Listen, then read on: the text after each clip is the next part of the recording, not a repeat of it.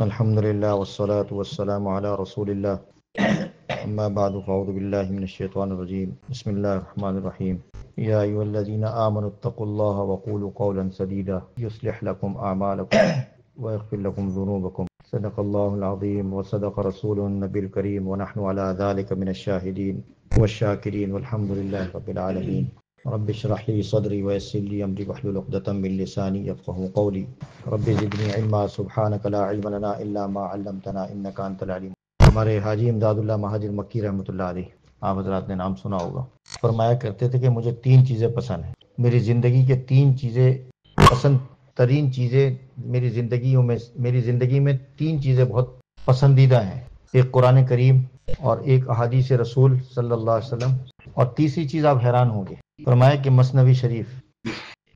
جانتے ہیں مثنوی شریف کو؟ اکثریت تو نہیں جانتی۔ ترکی کون کون گیا آپ لوگوں میں؟ مولانا جلال الدین رومی رحمۃ اللہ علیہ کو جانتے ہیں، کونیا کے اندر۔ آج کل کی صورتحال کچھ وہاں بدل گئی ہے، جو دیکھتے ہیں وہ پہلے اس طرح نہیں تھی۔ اگر کونیا جائیں تو آپ وہ جو صورتحال تھی وہ ویسی نہیں رہی۔ 3 چیزوں کا ذکر فرمایا ہے، قرآن، حدیث۔ قرآن کے بغیر زندگی نہیں ہے ہماری، کسی انسان کی زندگی قرآن کے بغیر ہے ہی نہیں، کسی انسان کی فلاح اور کامیابی قرآن کے بغیر نہیں ہے۔ دنیا کا دعویٰ اپنی طرف، لیکن اللہ کے رسول صلی اللہ علیہ وسلم کی بات ایک طرف، کہ قرآن کے بغیر انسان کی نہ دنیا ہے نہ آخرت ہے۔ ہماری زندگی کی تمام کامیابیاں اللہ رب العزت نے قرآن کریم میں رکھی ہیں۔ ہاں جی، ہماری زندگی کی تمام کامیابیاں اللہ رب العزت نے قرآن مجید میں رکھی ہے، اور قرآن مجید کے ساتھ نبی اکرم صلی اللہ علیہ وسلم کا فرمان، حضور علیہ الصلوۃ والسلام کی بات کے بغیر دنیا کی کوئی بات کی کوئی حقیقت نہیں ہے۔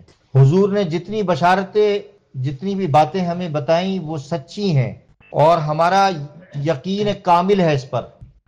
اس کے علاوہ باتیں غیر یقینی ہیں، دنیا کے اندر جتنی بھی باتیں ہیں وہ غیر یقینی ہیں، اور قیامت تک غیر یقینی رہیں گی، اور حضور علیہ الصلوۃ والسلام کی باتیں قیامت تک یقینی رہیں گی، جو باتیں ارشاد فرمائی ہیں۔ قرآن کریم کو بغیر حضور کی باتوں کے بغیر قرآن کریم کو کوئی دنیا کا کوئی انسان سمجھ نہیں سکتا۔ جب تک حضور علیہ الصلوۃ والسلام قرآن کریم تو پڑھنا تو آ جائے گا، لیکن قرآن کریم کو اگر کوئی شخص سمجھنا چاہے تو حضور کی باتوں کے بغیر، حضور کی حدیث کے بغیر سمجھ ہی نہیں سکتا، ممکن ہی نہیں ہے۔ قرآن کریم کن پر نازل ہوا تھا؟ حضور علیہ الصلوۃ والسلام، اور اولین اس کے مخاطب کون تھے بھائی؟ صحابہ اکرام رضوان اللہ علیہم اجمعین۔ ان کی زبان کون سی تھی بھائی؟ ان کو یہ جو ہم گرامر پڑھتے ہیں اس چیز کی ضرورت تھی؟ ان کو ضرورت تو نہیں تھی، بالکل نہیں تھی، لیکن اس کے باوجود، زبان آنے کے باوجود، گرامر آنے کے باوجود، سب کچھ آنے کے باوجود، پھر بھی وہ حضور علیہ الصلوۃ والسلام سے پوچھا کرتے تھے، قرآن کریم کے مطالب کو، قرآن کریم کی آیتوں کو پوچھا کرتے۔ بات سمجھ میں آ گئی بھائی؟ اب ایک قرآن کریم کی ایک آیت کی مثال میں آپ کے سامنے دیتا ہوں۔ بعض لوگ یہ کہتے ہیں نا کہ بھئی ہم قرآن کریم کو بس گرامر پڑھ لیں گے، بس ہم اس گرامر سے قرآن کریم کو سمجھیں گے، اور قرآن کریم کے مطلب کو، قرآن کریم کی تشریح کو سمجھ جائیں گے۔ وَالنَّجْمُ وَالشَّجَرُ يَسْجُدَانِ، یہ آیت تو معلوم ہے نا؟ کہاں ہے بھائی؟ سب کو معلوم ہے۔ نجم کا کیا معنی ہے بھائی؟ ہاں، سٹار۔ شجر کا کیا معنی ہے؟ ہاں، جا، درخت۔ اور یسجدان کیا مطلب ہے؟ سجدہ۔ دیکھیں اتنا آسان ہے نا۔ ہاں جی جمال بھائی، سب نے کیا ترجمہ کیا؟ اب اس کا کیا مطلب ہوگا؟ کوئی اگر آسان ترجمہ کرنا چاہے تو کیا ترجمہ ہوگا؟ اگر ان لفظوں کو دیکھا جائے کیا ترجمہ ہوگا بتائیے؟ ہاں جی، ہاں، ترجمہ تو یہی سمجھ میں آئے گا، لیکن یہ ترجمہ نہیں میرے بھائی، ترجمہ یہ نہیں ہے، بات تو یہی ہے، ترجمہ یہ نہیں ہے۔ نجم کا قرآن کریم میں ایک معنی تو ستارے بھی آتا ہے، لیکن ایک معنی یہ ہے بے تنا درخت، جس کا تنا نہ ہو اس کو بھی نجم کہتے ہیں۔ تو اس کا کیا مطلب ہوا؟ بے تنا درخت والشجر یسجدان، یہ دونوں کیا کرتے ہیں؟ اللہ تعالیٰ کے سجدہ کرتے ہیں۔ تو کیا مطلب ہوا؟ گرامر آپ کی کہاں چلی گئی؟ لغت کہاں چلی گئی آپ کی؟ مطلب کہاں نکل گیا؟ اگر کوئی شخص اسی کو اگر پڑھنا چاہے تو پڑھ لے گا، ممکن ہی نہیں ہے، غلط ترجمہ کرے گا، ٹھوکرے کھائے گا۔ ایک اور مثال میں آپ کے سامنے ابھی میں نے آپ کے سامنے آیت پڑھی ہے، یا ایھا الذین آمنوا اتقوا اللہ وقولوا قولا سدیدا یصلح لکم اعمالکم، یصلح لکم اعمالکم، کیا ترجمہ ہے بھائی؟ یصلح لکم اعمالکم۔ بتائیں جی، جو قرآن کریم کو پڑھتے ہیں نا، بعض آن لائن پڑھتے ہیں، گرامر پڑھتے ہیں ہم، وہ کہتے ہیں کہ بھئی قرآن سیکھنا ہے اور گرامر سے سیکھنے کی کوشش کرتے ہیں، صرف گرامر کو سیکھ لیا بس کافی ہے، حدیث کو نکال دیا۔ کوئی بتائے نا اس کا آسان ترجمہ تو بتا دے جو آپ کے سمجھ میں آ رہا ہے۔ جی، یصلح لکم اعمالکم، اعمال کی اصلاح چاہتے ہیں، یصلح لکم آپ کے اعمال کی اصلاح چاہتے ہیں، نہیں یہ ترجمہ نہیں ہے۔ یہاں ترجمہ یہ ہے کہ اللہ تبارک و تعالیٰ آپ کے اعمال کو قبول کرنا چاہتے ہیں، سب کہیں سبحان اللہ۔ تو بات سمجھ میں آ گئی؟ حدیث کے بغیر قرآن سمجھ میں نہیں آ سکتا۔ قرآن کریم کو سمجھنے کے لیے علماء نے لکھا ہے کہ 22 علوم کی ضرورت پڑتی ہے، 22 علوم کو سمجھنے کی ضرورت پڑتی ہے۔ آج ہر آدمی سوشل میڈیا پر بیٹھا ہوا ہے اور کہتا ہے میں قرآن کریم سمجھاتا ہوں، اور 22 علوم کو سمجھنے کے لیے زندگیاں کھپانی پڑتی ہے، زندگیاں۔ آج ہم جو بات کرتے ہیں ہم تو کتابوں سے پڑھ کے بتاتے ہیں نا، انہوں نے علوم کی گہرائیوں میں جا کر ان علوم کو سیکھا ہوتا ہے، اور وہاں سے وہ موتی اور جواہرات اور وہ نقطے نکالے ہوتے ہیں، پھر قرآن کریم سمجھ میں آتا ہے۔ تو قرآن کریم نمبر 1، نمبر 2 حضور علیہ الصلوۃ والسلام کی حدیث، یہ دونوں چیزیں دین کی بنیاد ہیں۔ قرآن کو اگر زندگی سے نکالیں گے تو زندگی ختم، اگر حدیث کو زندگی سے نکالیں گے تو ختم۔ دنیا کے اندر بہت سارے ایسے لوگ دنیا کے اندر پیدا ہوئے کہ جنہوں نے انکار کیا کہ حدیث ہے ہی نہیں، کچھ حدیث کی کوئی حیثیت ہی نہیں ہے، اور آج اس بات کی کوشش ہو رہی ہے کہ جتنی احادیث ہے اس کو ختم کر دو، حدیث کی ضرورت نہیں ہے، صرف قرآن۔ زور و شور سے اس بات کی کوشش ہو رہی ہے، اور یہ ہر دور کے اندر کوشش کی گئی ہے، چونکہ اس کا تعلق حضور علیہ الصلوۃ والسلام، جب حدیث کو نکال دو تو ہمارا تعلق حضور سے ختم ہو گیا۔ ایک ایک صحابی ہر بات کو، قرآن کریم کی ایک ایک آیت کو حضور علیہ الصلوۃ والسلام کے پاس جا کر سیکھا کرتا تھا، اور پھر ان کے مطالب کو، ان کی معنی کو، ان کی تشریح کو حضور علیہ الصلوۃ والسلام کے سامنے بیٹھ کر سیکھا کرتا تھا، پھر بات سمجھ میں آتی تھی کہ اس کا مطلب یہ ہے۔ تو 2 چیزیں ہو گئی۔ تیسری چیز میں نے جیسے بتایا، حاجی امداد اللہ مہاجر مکی رحمۃ اللہ علیہ نے کیا فرمایا؟ مثنوی شریف، مولانا جلال الدین رومی رحمۃ اللہ علیہ، بڑے اللہ والے، بڑے بزرگ، بڑے ولی، 28,000 اشعار، کتنے؟ 28,000 پوئٹری۔ اندازہ کریں کہ اللہ تبارک و تعالیٰ نے ان کے دل پر اتارا، اور ان کا دل اللہ رب العزت کی محبت اور حضور علیہ الصلوۃ والسلام کے عشق کے اندر ایسا روشن تھا، ایسا روشن تھا، ایسا روشن تھا کہ ان کی اس شمع سے، اس روشنی سے دنیا کو منور کر دیا۔ 28,000 اشعار۔ اب آپ کہیں گے کہ 28,000 میں ہے کیا بھائی؟ 28,000 اشعار میں ہے کیا؟ آج جیسے اشعار تھوڑی دیر ہم پڑھتے ہیں، اس میں یہی قرآن کریم کی باتیں، اس میں یہی قرآن کریم کی حکایتیں، اس میں یہی قرآن کریم کے قصے، اور اس میں یہی قرآن کریم کی حکمتیں اللہ رب العزت نے جو بیان فرمائی ہیں، اس کو ان اشعار کی شکل میں بیان فرمایا۔ اور اشعار کی شکل میں بیان کرنا یہ بھی ایک فن ہوتا ہے، اور پھر اس کو مثال کے طور پر پیش کرنا، تمثیل کے طور پر پیش کرنا، ایگزامپل کے طور پر پیش کرنا۔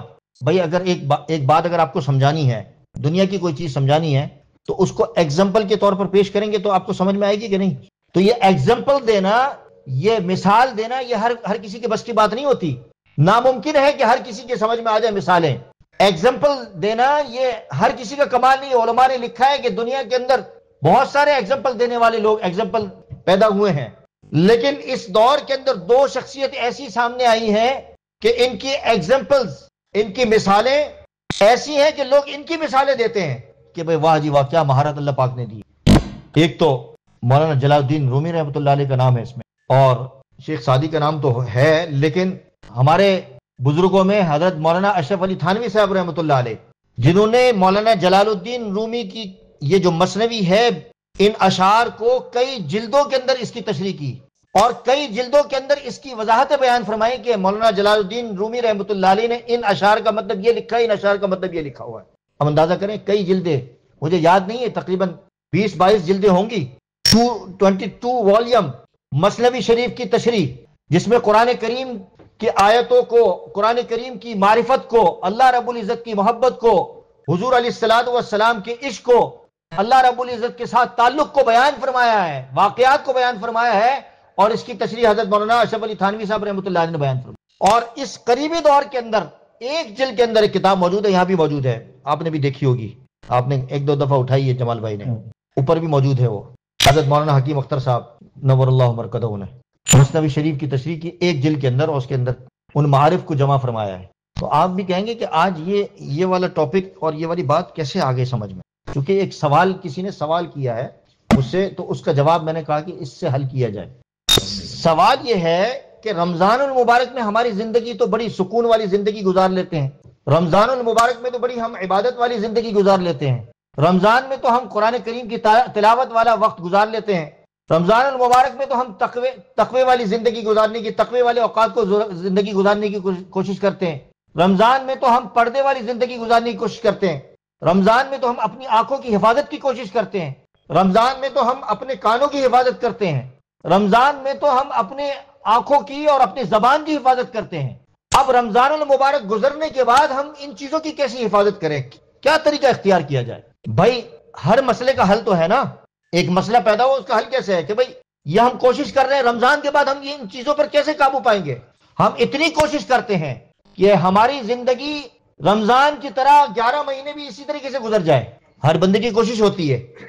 تو اس کا حل مجھے جو ملا ہے وہ مولانا جلال الدین رومی رحمۃ اللہ علیہ کی مثال کے اندر ملا ہے۔ پہلے زمانے کے اندر ایسا ہوتا تھا اور آپ نے سنا ہوگا، اور آج بھی اس طرح کے اچھے حکام موجود ہیں کہ جو اپنے ماتحتوں کا خیال رکھنے کے لیے عوامی لبادہ اوڑھ کر ان میں گھل مل جاتے ہیں۔ لوگوں کو علم نہیں ہوتا کہ یار اتنا بڑا سربراہ ہے، حاکم ہے، سربراہ ہے، ذمہ دار ہے، حاکم عوامی لبادہ اوڑھ کر، یعنی ایک نارمل لباس پہن کر عوام کے اندر گھل مل جانا، ان کے حالات معلوم کرنا، ان کی رکھوالی کرنا، ان کی کمی پیشی کو دور کرنے کے لیے ان میں گھس جانا کہ دیکھو بھئی حالات کیسے چل رہے ہیں، معیشت کیسی چل رہی ہے، لوگوں کی روزی روٹی کیسی چل رہی ہے، کہیں دو نمبری تو نہیں ہو رہی، کہیں کوئی چوری چکاری تو نہیں کر رہا، کوئی ناپ تول میں کمی تو نہیں کر رہا۔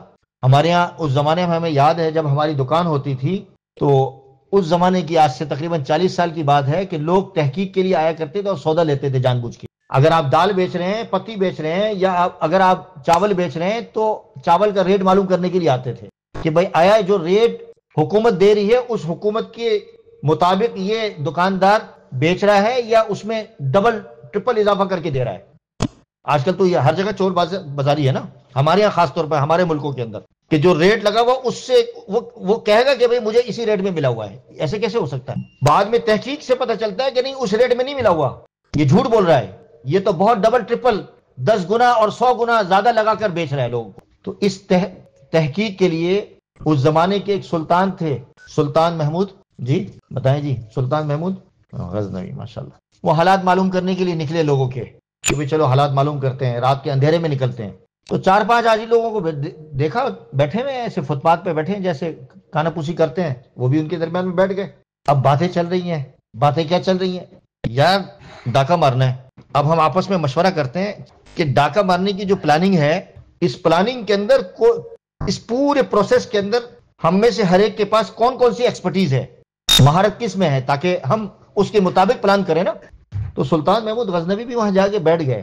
لوگوں نے سمجھا کہ ہمارا ہی اپنا ہی ساتھی ہوگا، تو پہلے نے کہا کہ بھائی میری مہارت تو یہ ہے کہ میں کنڈا زبردست ڈالتا ہوں، اگر کوئی بڑا پہاڑ ہو، کوئی بڑا محل ہو، کنڈا کہتے ہیں نا، ایسے کیا بولتے ہیں اس کو، ہاں دیوار میں پھنسانے کے لیے، اس میں مہارت ہے مجھے زبردست۔ ایک دفعہ پھنسا دیا پھر ہم کلیم کر سکتے ہیں اس کو۔ اچھا، واہ جی واہ، زبردست۔ دوسرے سے کہا کہ تم بتاؤ تمہاری کیا مہارت ہے؟ اس نے کہا کہ بھائی میں دیوار کے اندر نقب بڑا زبردست لگاتا ہوں۔ آپ نے دیکھا ہوگا کہ سونے کی دکانوں کے اندر جو ڈبل ڈور لگاتے ہیں اور کچھ ایسی دیوار لگاتے ہیں کہ اس کو نقب نہ لگا سکے، توڑ نہ سکے۔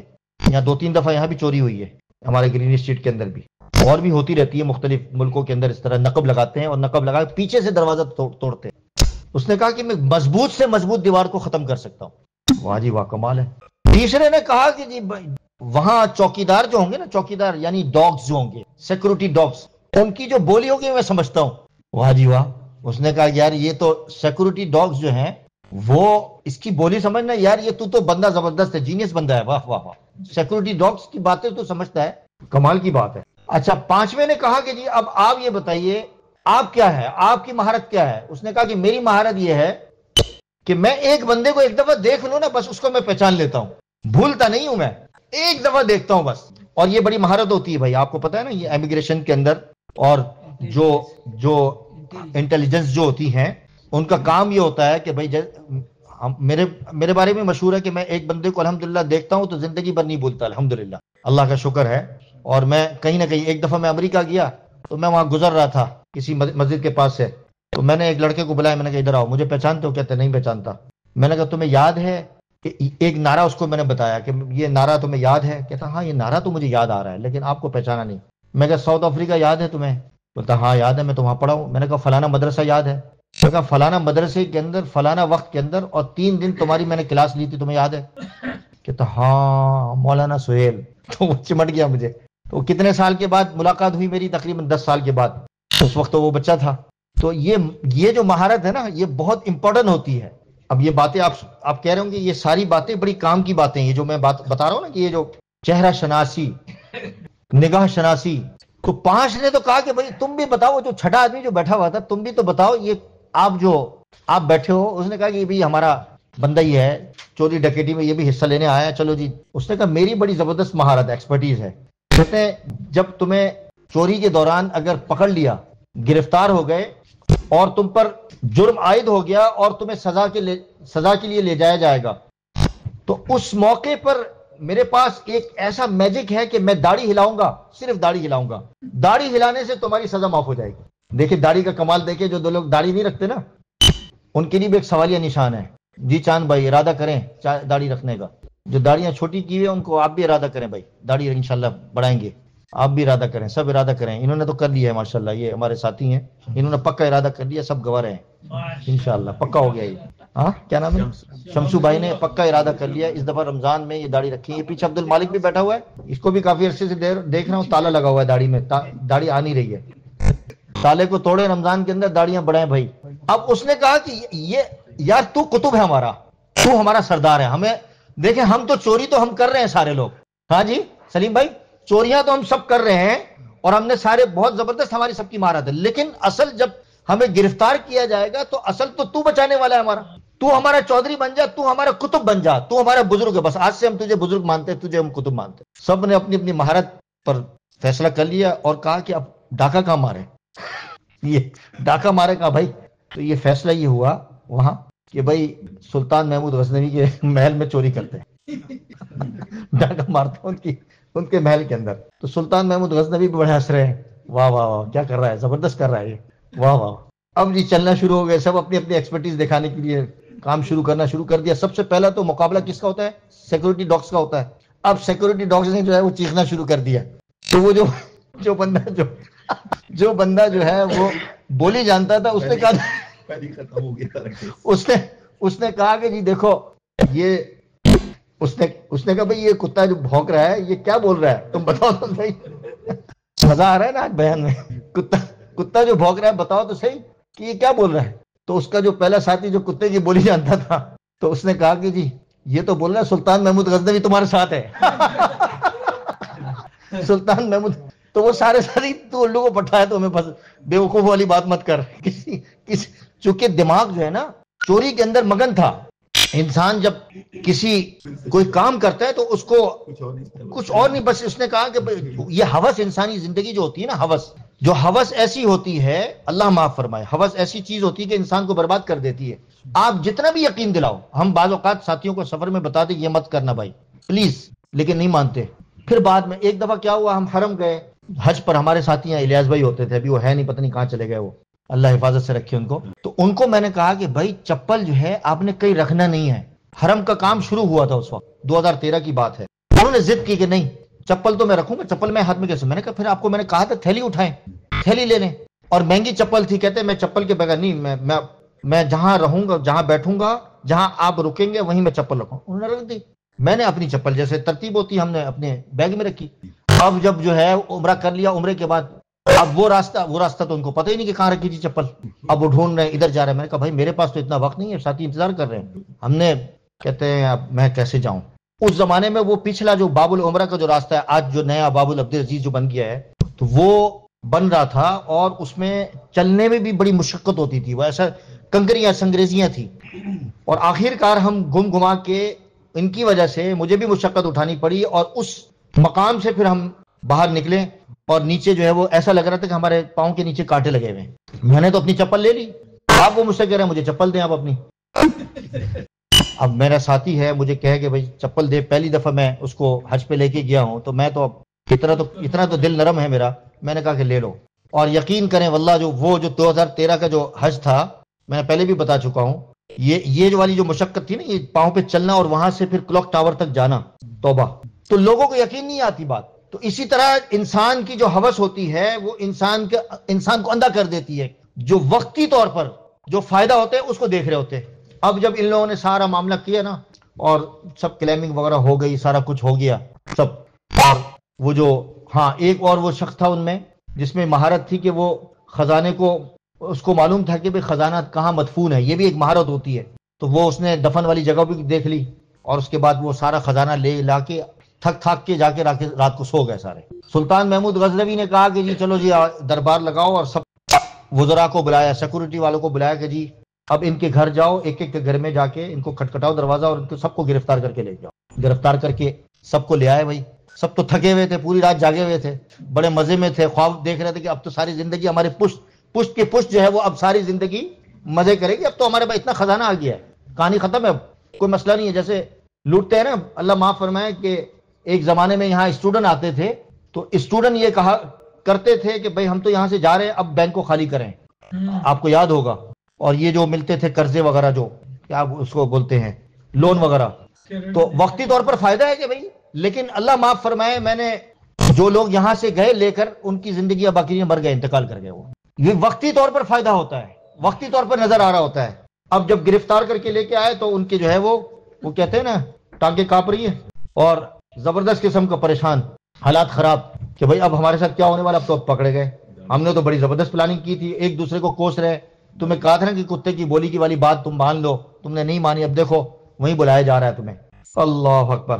تو جب وہاں پہنچے اور ان پر فیصلہ ہو گیا کہ بھئی اب ان کو سزا دی جائے گی، اب ایک آدمی جو چہرہ شناس تھا، نگاہ شناس تھا، اس نے سوچا کہ یہ جو صاحب بیٹھے ہیں یہ تو وہی ہیں سلطان محمود غزنوی، میں بولوں کہ نہ بولوں، انہوں نے تو نہ تاؤ دیکھا نہ آؤ دیکھا، انہوں نے تو کوئی رحم نہیں کھایا۔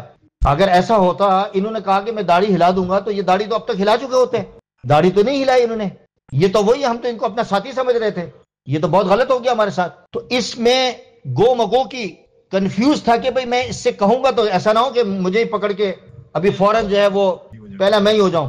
تو بہرحال ڈرتے ڈرتے اس نے کہا کہ جی آپ نے کہا تھا، آپ کو یاد ہے، میں نے آپ کو پہچان لیا ہے، اور میں آپ کو پتا ہے کہ میں سلطان شناس اور نگاہ شناس بھی ہوں، اور آپ نے کہا تھا کہ جب ہم پکڑے جائیں گے تو آپ ہمیں معاف کر دیں گے، ہمیں آپ داڑھی ہلائیں گے اور ہماری گلی خلاصی ہو جائے گی اور ہمیں معاف کر دیا جائے گا۔ تو سلطان محمود غزنوی نے کہا کہ جی ظاہری بات ہے کہ سلطان تھے، اور جو بات تھی وہ تو ان کی بات پکی ہوتی ہے، اور انہوں نے کہا کہ سب سے پہلے توبہ کرو۔ انہوں نے کہا ہم تو گھر سے توبہ کر کے آئے تھے، یہاں توبہ کرنے کی ضرورت نہیں ہے ہمیں، ہم تو گھر سے توبہ کر کے نکلے تھے کہ اب ہم پکڑے گئے، ہمارے پاس کوئی ایسا بچنے کا چانس نہیں تھا، لیکن میں نے ابھی یہ دیکھ لیا کہ آپ تو وہی ہیں، ہم تو آپ کو اپنا ساتھی سمجھ رہے تھے۔ اب یہاں یہ بات دیکھیں، یہاں اب سمجھنے والی بات ہے، جو مولانا رومی رحمۃ اللہ علیہ نے یہاں جو بات کہی ہے، اس بات کو بیان کر کے اللہ رب العزت قرآن کریم میں ارشاد فرماتے ہیں کہ تم جہاں ہو میں وہاں ہوں، تم جہاں ہو میں وہاں ہوں، یعنی اللہ رب العزت اگر ہم نماز پڑھیں تو نماز میں بھی ہمارے ساتھ ہے، اگر ہم سفر کر رہے ہیں تو سفر میں بھی ہمارے ساتھ ہیں، جہاں جہاں آپ جائیں گے، اینما کنتم، جہاں تم ہو وہو معکم، وہ تمہارے ساتھ ہے۔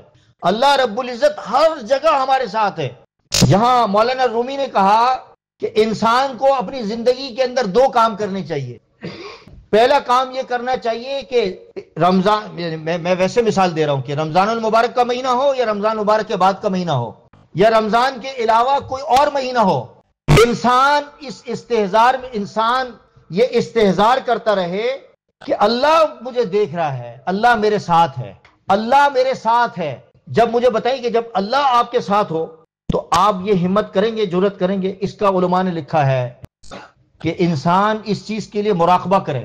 اب مراقبہ کیا ہوتا ہے کہ بھئی 2-4 منٹ انسان اپنے اوقات میں سے 2-4 منٹ نکال لے اور بس صرف سوچے کہ بھئی اللہ میرے ساتھ ہے۔ زندگی کے اندر چاہے رمضان ہو یا رمضان کے بعد کی زندگی ہو، انسان یہ دھیان کرتا رہے کہ اللہ میرے ساتھ ہے۔ اب مجھے بتائیے جب انسان یہ مراقبہ کرے گا، یہ سوچے گا، تو پھر کوئی گناہ کرے گا، کوئی چوری کرے گا، کوئی سود کا لین دین کرے گا، کسی کو کوئی مارے گا، کوئی ظلم کرے گا، کوئی قتل غارت گیری کرے گا، ڈر اللہ تعالیٰ کا ڈر انسان کے اندر پیدا ہو جائے گا۔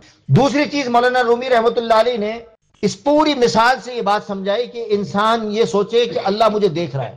جیسے آپ نے دیکھا کہ پورے پروسیس کے اندر سلطان محمود غزنوی ساتھ، اور وہ دیکھ رہے ہیں، لیکن ان کو نہیں پتا، ان کو احساس نہیں تھا کہ یہ کیا ہو رہا ہے۔ لیکن جب انسان یہ سوچے کہ اللہ مجھے دیکھ رہا ہے، تو رمضان ہو یا غیر رمضان ہو چوری کرے گا، رمضان ہو غیر رمضان ہو بیوی کو مارے گا؟ بالکل نہیں مارے گا۔ رمضان ہو یا غیر رمضان ہو بیوی کو گالی دے گا، رمضان ہو یا غیر رمضان ہو روڈ میں تھوکے گا، رمضان ہو غیر رمضان ہو جانوروں کے، انسانوں کے حقوق کی ادائیگی کرے گا، بالکل کرے گا۔ تو یہ دو چیزیں ایسی چیز ہے کہ اگر کوئی شخص یہ کرتا ہے تو انشاءاللہ العزیز رمضان کے بعد والی زندگی بھی آسانی کے ساتھ گزر سکتی ہے۔ یہاں دنیا کے اندر یہ جو موقع ملا ہوا ہے، مہلت ملی ہوئی ہے، یہ نہ سمجھے کہ اس مہلت میں اللہ تبارک و تعالی نے غلط کام کرنے کی آپ کو اجازت دی ہے۔ آپ کو یہ جو موقع ملا ہوا ہے، یہ اللہ تبارک و تعالی نے موقع اس لیے نہیں دیا ہے، یہ تو اللہ کی رحمت ہے، شفقت ہے کہ یہاں دنیا کے اندر ہمیں سزا نہیں دے رہے۔ بنی اسرائیل کے اندر اس طرح نہیں ہوتا تھا۔ اگر ہم یہاں، اللہ معاف فرمائے، ہم میں سے کوئی شخص زنا کرتا ہے تو اس کے گھر کے باہر لکھا ہوتا کہ بھئی یہ بندہ زانی ہے۔ مجھے بتائیے کہ کوئی جینے کے لائق ہوتا اپنے آپ کو؟ یہ سمجھتا اگر کوئی شخص کوئی شراب پیتا ہے، کوئی چوری کرتا ہے، کوئی ڈکیٹی کرتا ہے، کوئی ظلم کرتا ہے، کوئی قتل کرتا ہے۔ آج کتنے لوگ قتل کرتے ہیں، اللہ معاف فرمائے، کتنے لوگوں کو مارتے ہیں، پتہ چلتا ہے؟ بڑے بڑے لوگ مارے جاتے ہیں۔ ابھی جو پاکستان کے اندر ہوا، کوئٹہ کے اندر، پتہ چلا کون لوگ تھے؟ کوئی پتہ نہیں چلتا ابھی تک۔ تو اب مجھے یہ بتائیے کہ اگر ہمارے گھروں کے باہر یہ گناہ لکھے ہوتے تو ہم تو کہتے ہیں، ہم شرمندگی کیا، شرمندگی تو ہمارے لیے چھوٹی لفظ ہے، ہم یہ کہتے خودکشی کر لیتے کہ ہم اس دنیا میں نہیں رہنا چاہتے، کہ ہم پر یہ لیبل لگا ہوا ہے کہ ہم یہ کام کر رہے ہیں۔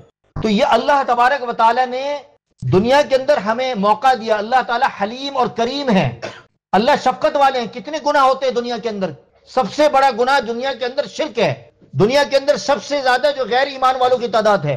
کیسے کیسے دنیا کے اندر لوگ رہتے ہیں اور کیسے کیسے گناہوں کے اندر مبتلا ہیں، لیکن اللہ تبارک و تعالی دنیا کے اندر اس طرح سزا نہیں دیتے، اللہ کا قانون نہیں ہے۔